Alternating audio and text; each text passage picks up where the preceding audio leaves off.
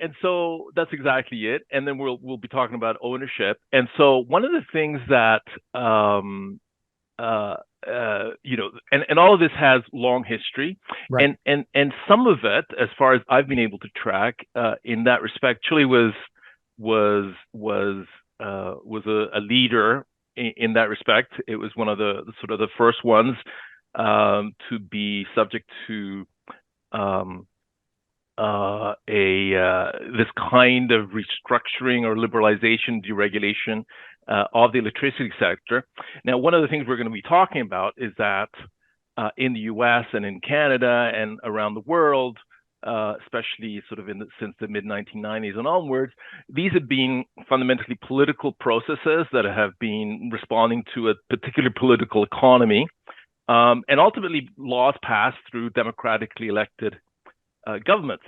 The contrast in Chile is that this is done under dictatorship, and it was done basically at the end of the gun. And one of the things that the economists within the military regime there took one of the things from Milton Friedman and some of the others. They were called the Chicago Boys Right. after having studied at the University of Chicago, very neoliberal, very conservative, very pro market, was that they were probably the first country in the world that started to split um, the generation from transmission and distribution and started to create markets for generation assets, and ultimately privatize. So this was in early 80s, and kind of was finalized in sort of mid to late 80s. And then, this was the model. And that model was ultimately then implemented in the UK under Margaret Thatcher.